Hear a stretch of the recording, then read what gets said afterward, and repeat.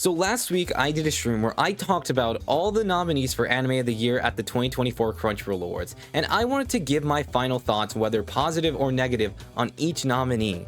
And if you find yourself disagreeing or agreeing with any of my opinions, I hope that you'll comment down on this video, because any form of interaction really helps me. But without further ado, let's get on to the first anime. My favorite thing about Kaiju No. 8 is the main character, Kafka. In the world of Shonen Jump, where a lot of main characters are 16 years old for the sake of relatability, Kafka's character takes a different approach, where he's doubted because he's very old and can't fight very well in battle.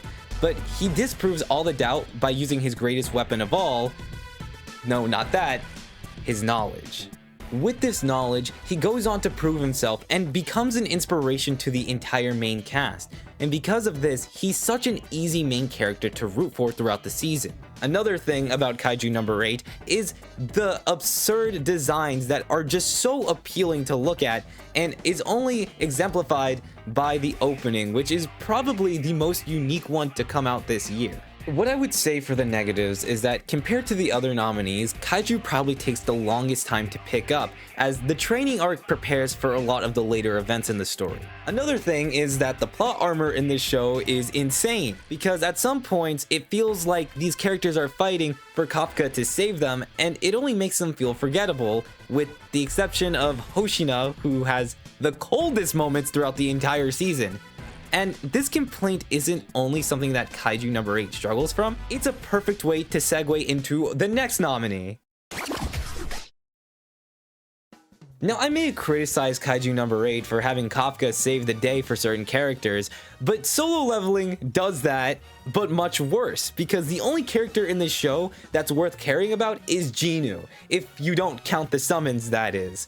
Which is insane because apparently the anime took a lot of the personality that the summons had from the manhwa and relies on the dub team to give back that personality that is missing within its anime. I really wish that Solo Leveling stopped rushing through the narrative just to make Ginu stronger, because I feel like this world could be very interesting, especially with the characters that it has, but instead they're treated like fodder so Ginu can come save the day.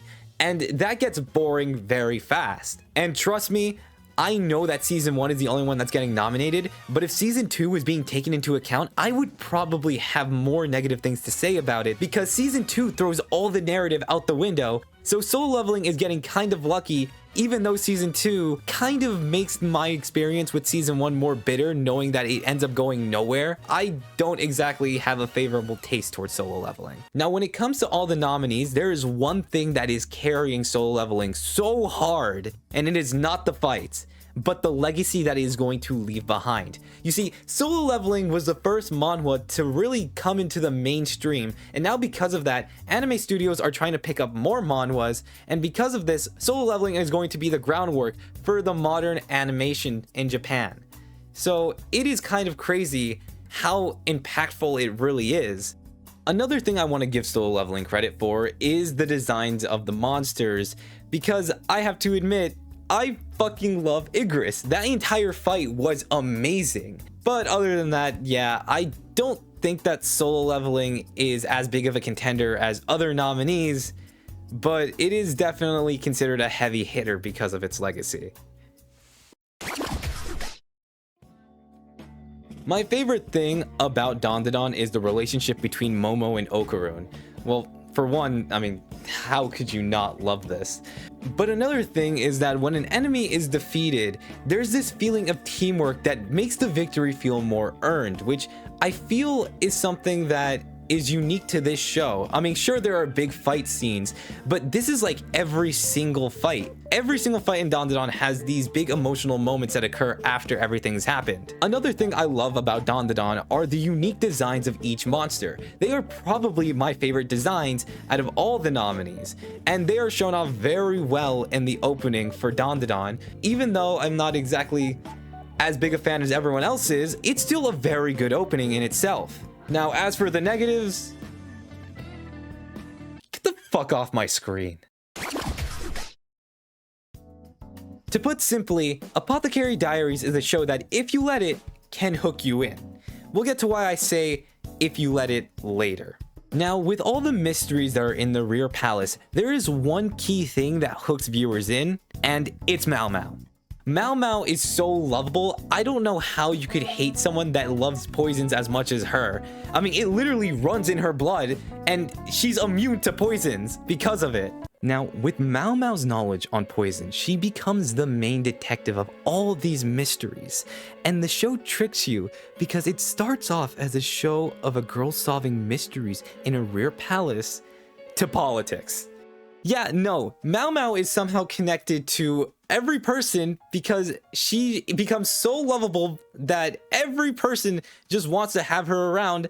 And now we're in a deep-rooted Ming era China where Mao Mao is somehow one of the most powerful people in the rear palace without even realizing it. Either way, there is still a mystery aspect to it, and if mystery is something that you're looking for, then Apothecary Diaries is going to quench your thirst. Now to explain what I said earlier. Although Apothecary Diaries is very interesting, to be anime of the year, I feel like you need to be more well-rounded, and I feel that a lot of people who aren't looking for dialogue-heavy shows are not going to be hooked by Apothecary Diaries. And with the ever-growing episode count, it becomes more of a dedication to watch this show.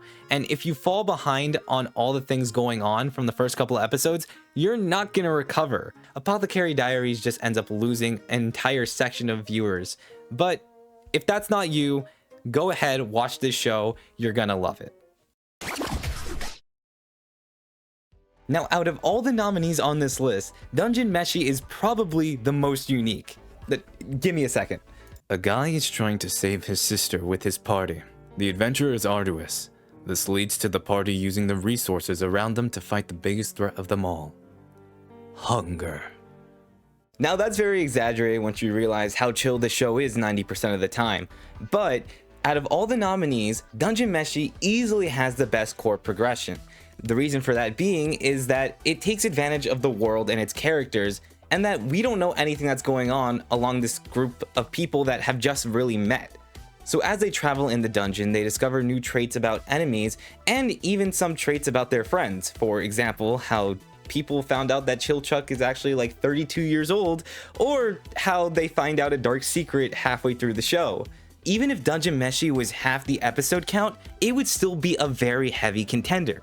The only thing that's really holding back Dungeon Meshi, and this is a really big nitpick, is that its popularity hasn't left any big impact on any of the anime community. And that's not even its fault. It's probably way more popular in Japan, but over here in the West, Netflix kind of screwed it over with its curse. Yes, my ass is still salty about what they did to Stone Ocean. Now for me, what makes something anime of the year worthy is the impact it leaves on an anime community, and how it has broad appeal. For example, if you're new to anime or you're a veteran of the craft, and a show manages to appeal to both parties, then that is an achievement in itself. And the way that this is done is by having a charming cast of characters, or having high emotional moments that leave such a big impact on the anime community that others may be curious to check it out. And Frieren manages to do this with one simple literary device. It's flashbacks.